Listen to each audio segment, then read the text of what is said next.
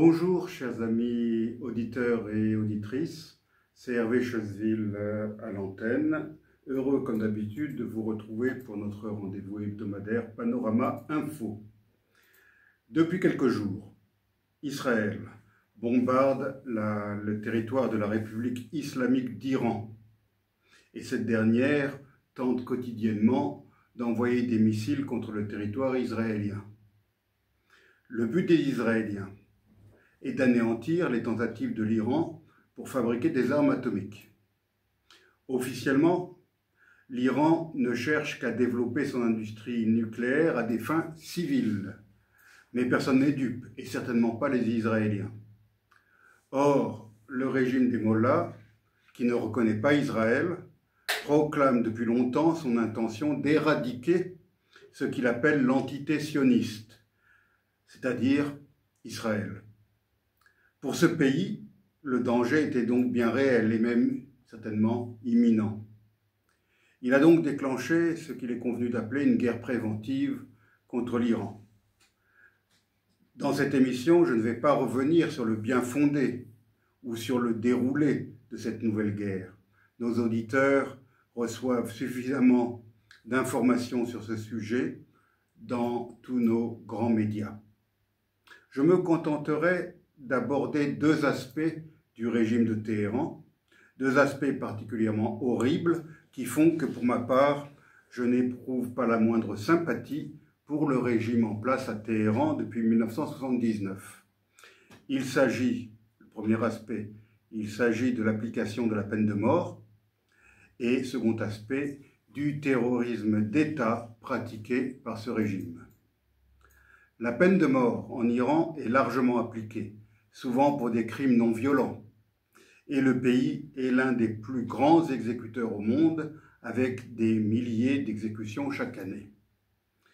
Deuxième en nombre d'exécutions après la Chine, l'Iran fait partie des pays où l'application de la peine de mort est la plus poussée, s'appliquant à des crimes non violents, parfois à des mineurs, et les peines de mort sont parfois exécutées par lapidation. Dans les cas de meurtre, les juges sont forcés de prononcer la peine de mort et cette sentence doit être exécutée au cas où la famille de la victime n'en a pas décidé autrement. Elle peut éventuellement le faire en échange d'une indemnisation de la part du condamné ou de ses proches. L'Iran prévoit et pratique la peine de mort pour divers crimes comme le viol ou l'enlèvement. Les exécutions de trafiquants de drogue sont très courantes en Iran et représentent certainement un très gros pourcentage de ces exécutions annuelles. L'Iran essuie régulièrement des critiques pour avoir prononcé des condamnations à mort contre des participants actifs aux manifestations post-électorales de 2009.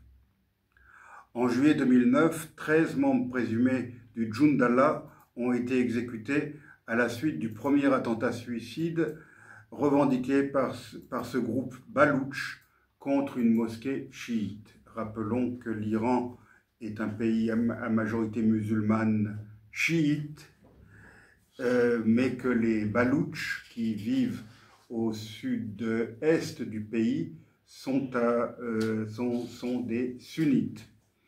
De même que les Arabes, que la minorité arabe d'Iran, on trouve aussi parmi eux des sunnites. L'espionnage et la trahison sont également passibles de la peine de mort, au même titre qu'un certain nombre d'infractions militaires. Les articles 286 et 287 du Code pénal islamique prévoient également la peine de mort pour ce qui est appelé la rébellion ou la corruption sur terre. Le Code pénal iranien sanctionne de la peine de mort divers comportements considérés comme des délits en droit iranien. Je vais en donner ici une liste non exhaustive. Ce qu'ils appellent le moharébé, qui signifie inimité à l'égard de Dieu. Le moharébé est un crime dont la définition est apparentée à celle du terrorisme. L'appartenance à un groupe armé d'opposition est donc passible de la peine capitale ou de la prison à vie si l'accusé est reconnu coupable. Sous couvert de crimes religieux, le moharebe est utilisé pour poursuivre et condamner à mort des opposants politiques. L'adultère, sous diverses circonstances définies par le Code pénal. Les relations sexuelles entre deux hommes. Les relations sexuelles entre femmes à la troisième récidive. La fornication en cas de récidive. La consommation d'alcool après récidive. Le vol à main armée. Le blasphème envers les personnages importants de l'islam sous certaines conditions. Le viol. Le kidnapping lorsqu'il s'accompagne de circonstances aggravantes. Les vols avec récidive. Certains crimes de nature économique tels que la contrefaçon, la contrebande, la spéculation, etc. en vertu de la loi sur la répression des perturbateurs du système économique national de 1990. Les infractions relatives aux mœurs, telles que la production et la diffusion de vidéos et films pornographiques. La production ou la préparation de nourriture, boissons, cosmétiques ou de produits sanitaires qui entraînent la mort lorsqu'ils sont consommés ou utilisés. Enfin, la prostitution. Tous ces actes, tous ces considérés comme crimes, sont passibles de la peine de mort en Iran.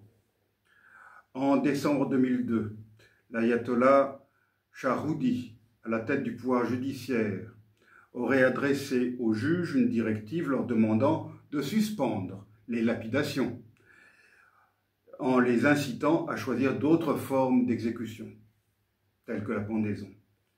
L'Iran s'est donc en principe engagé depuis cette époque à ne plus appliquer la peine capitale par lapidation en dehors de condamnations pour faits graves, meurtre, mais aussi viol.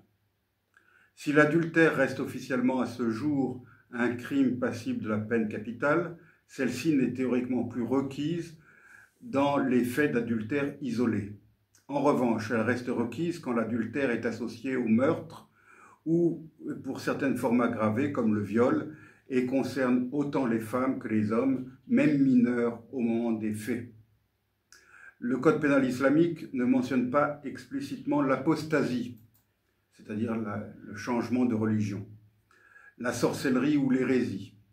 Néanmoins, certaines interprétations de la charia par les tribunaux peuvent conduire à une condamnation à mort pour apostasie. Les exécutions ne sont plus effectuées, ou tout du moins très rarement, en public, ce qui était le cas dans les premières années du régime. Elles s'effectuent le plus souvent par pendaison-strangulation. Le condamné est suspendu jusqu'à ce qu'il perde connaissance au bout de quelques minutes. Il faut encore plus de temps pour que le cœur cesse de battre. Il arrive marginalement que certaines exécutions soient pratiquées par fusillade. Le 2 août 2021, l'Iran a exécuté Sajjad Sanjari, un jeune homme de 26 ans qui avait été arrêté en août 2010 à l'âge de 15 ans. Le jeune homme avait été interpellé dans le cadre d'une affaire de meurtre. Lors de son procès, il avait expliqué qu'il avait poignardé l'homme car celui-ci avait tenté de l'agresser et de le violer et qu'il aurait donc agi en état de légitime défense. Il a cependant été pendu. Durant l'année 2022, le nombre d'exécutions s'est élevé à 576. En 2023, il y en a eu 853, dont 24 femmes, 5 mineurs au moment des fêtes, 7 exécutions publiques.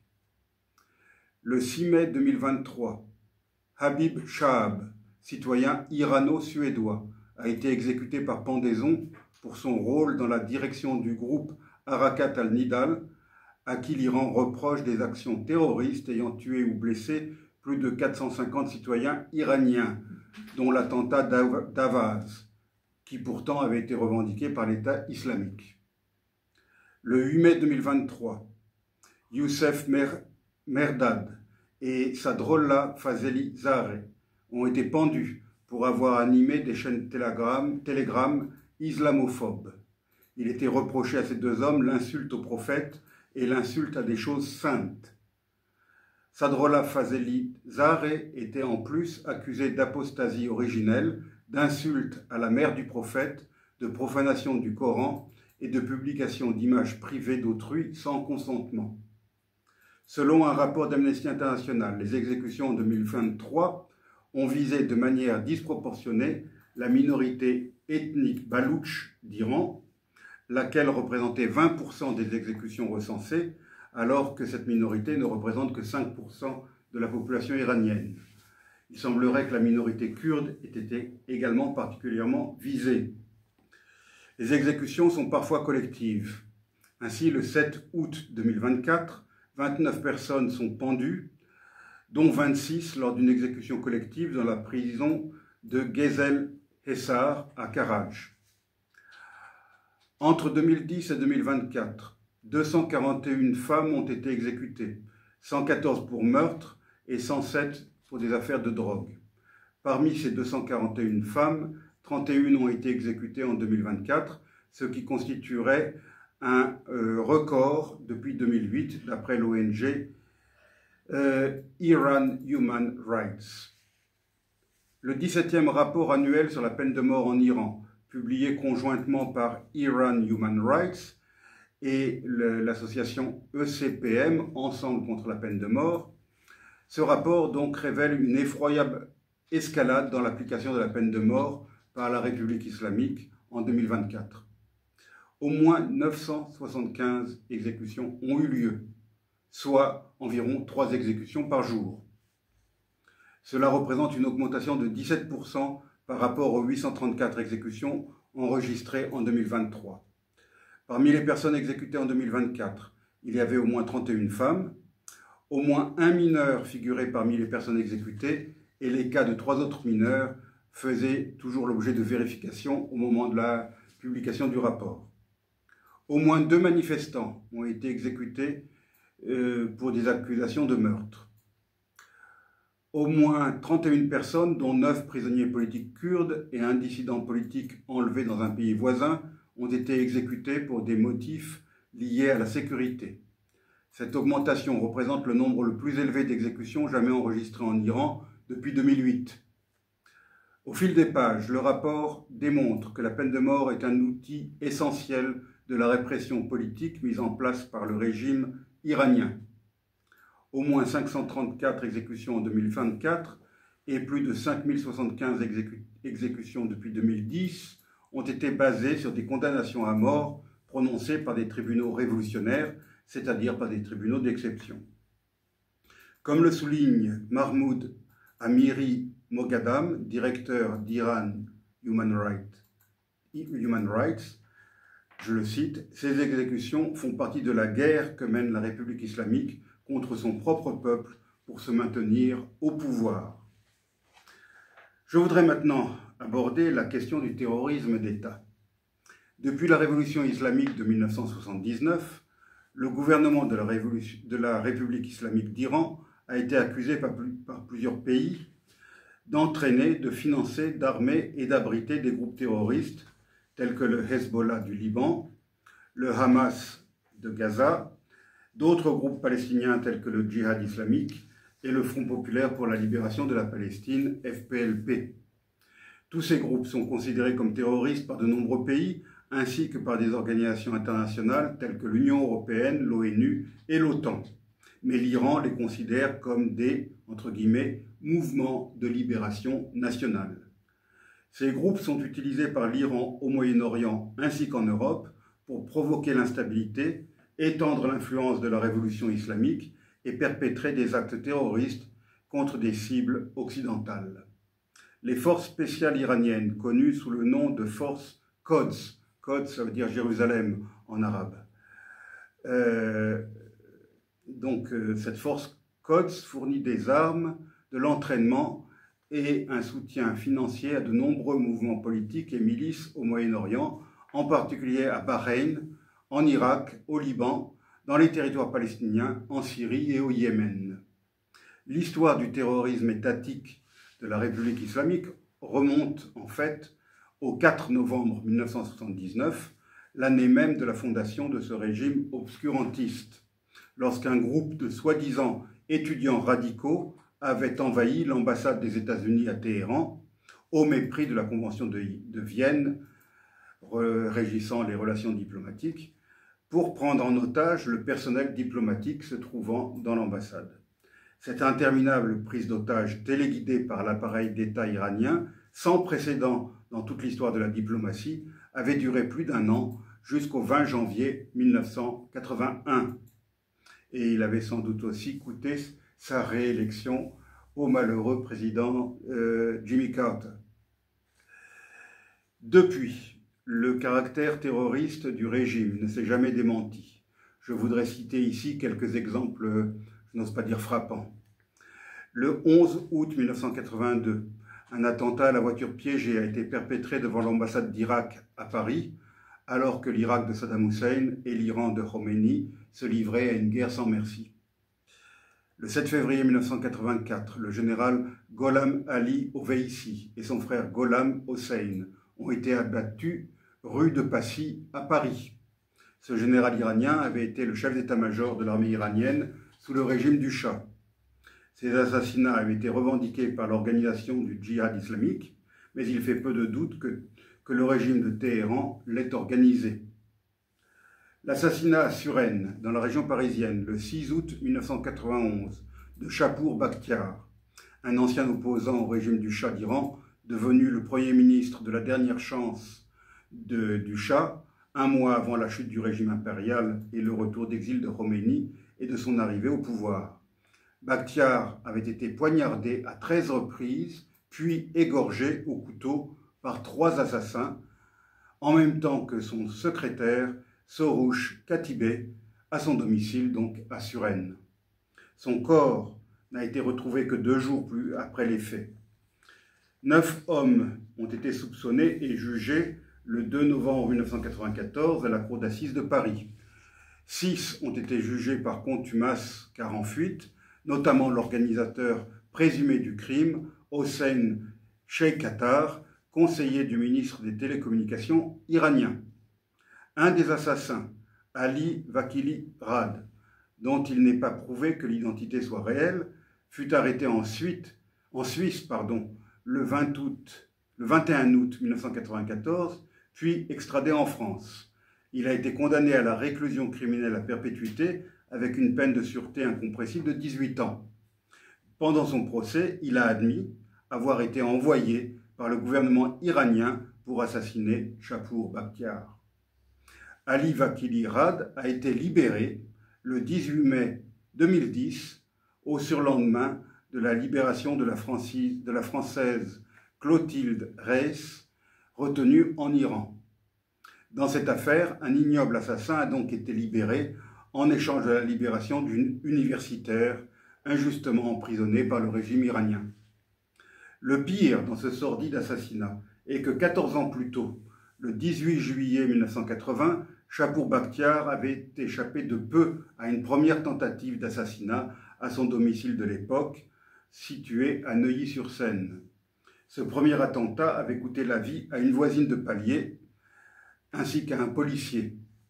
Un autre policier avait été grièvement blessé. L'un des assassins, le Libanais Anis Nakash, avait été arrêté puis condamné à la perpétuité pour cette tentative, avant d'être libéré et expulsé en juillet 1990. En 2025, Mohsen Rafik-Dost, ancien ministre du corps des gardiens de la révolution islamique, a donné une interview dans laquelle il se vantait d'avoir organisé la tentative d'assassinat de Chapour Bakhtiar perpétrée par Anis Nakash en déclarant « C'est moi qui ai donné l'ordre de l'assassiner ». Le 17 mars 1992, un pick-up conduit par un kamikaze et chargé d'explosifs a foncé contre l'ambassade d'Israël à Buenos Aires, la capitale de l'Argentine. Cet attentat avait fait 29 morts, tous des civils, et 242 blessés. L'enquête a révélé l'implication du Hezbollah libanais et de responsables iraniens dans cet attentat. Comme si cela ne suffisait pas, un autre attentat a été perpétré en Argentine 2 ans plus tard. le 18 juillet 1994. Un terrible attentat à la bombe a en effet été perpétré contre l'association mutuelle israélite d'Argentine à Buenos Aires, faisant 85 morts et des centaines de blessés. Cet attentat est resté dans les annales de l'Argentine comme étant le plus meurtrier ayant jamais été commis sur son sol. L'Argentine a accusé Téhéran d'être derrière cette horreur et a même inculpé plusieurs responsables gouvernementaux iraniens, dont Hachemi Rafsanjani, président de la République islamique à l'époque des faits, et Ahmad Vahidi, responsable des gardiens de la Révolution et alors ministre de la Défense, ainsi que Imad Mugniya du Hezbollah, le mouvement chiite libanais soutenu par l'Iran. En février 2012, une série d'explosions s'est produite à Bangkok, en Thaïlande. Les autorités du pays ont déclaré que des citoyens iraniens avaient tenté d'assassiner des diplomates israéliens. Plusieurs Iraniens ont été arrêtés et inculpés pour ces attentats à la bombe. En juillet 2012, la police indienne a conclu que des membres des gardiens de la Révolution étaient derrière l'attentat à la bombe commis le 13 février de cette année-là contre l'ambassade d'Israël à New Delhi, durant lequel un diplomate israélien avait été tué et un autre blessé, ainsi qu'un employé indien de l'ambassade et deux passants. En octobre 2018, la France a décidé de geler les avoirs financiers iraniens à la suite de la découverte d'un complot visant à commettre un attentat à la bombe durant une manifestation à Paris d'un groupe d'opposition iranien. Assadollah Assadi, un diplomate iranien à l'ambassade de Vienne, a été arrêté en Allemagne en relation avec ce projet d'attentat à Paris. L'Iran des ayatollahs soutient le Hamas en lui fournissant des financements et de l'armement. Ce soutien a permis à ce groupe terroriste de mener son attaque meurtrière du 7 octobre 2023, durant laquelle environ 1400 Israéliens ainsi que des citoyens d'autres pays ont été massacrés et d'autres kidnappés et emmenés à Gaza. Et certains y sont morts, ont été tués, et certains sont toujours détenus à Gaza. L'Iran soutient également le Hezbollah libanais. Les liens avec ce groupe terroriste sont encore plus étroits puisqu'il s'agit là d'une organisation chiite, contrairement au Hamas. C'est ce mouvement qui est responsable des attentats à la bombe perpétrés en 1983 contre les cantonnements US et français à Beyrouth, qui firent des centaines de tués parmi les soldats états-uniens et français.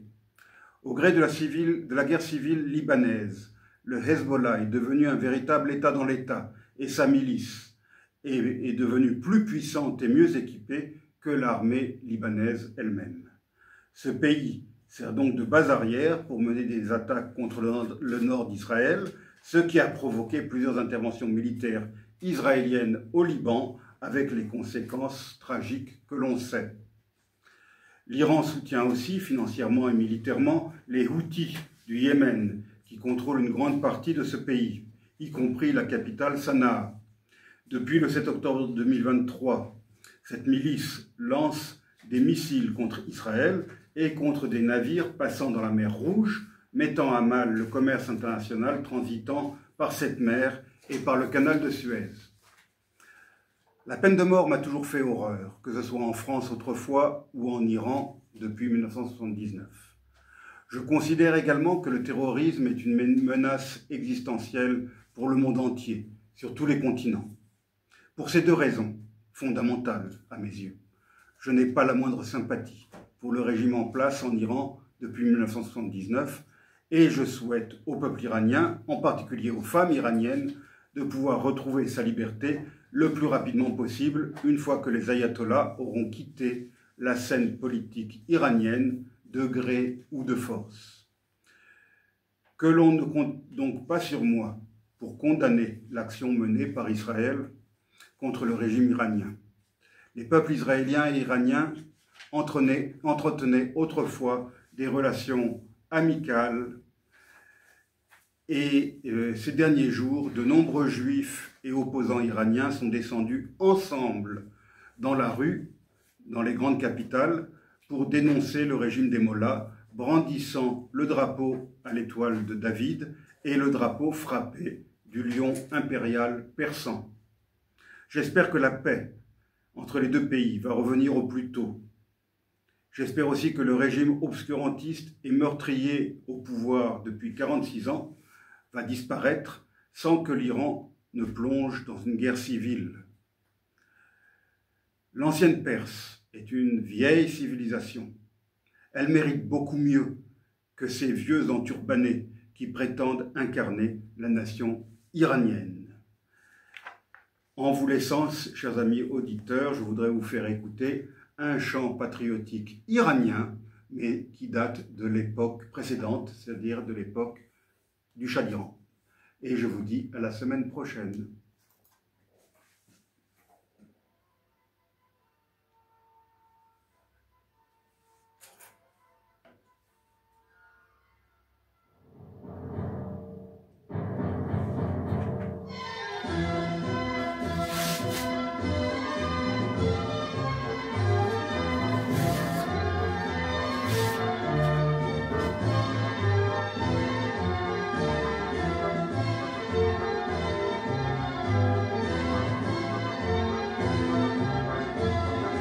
Hey, Iran, hey,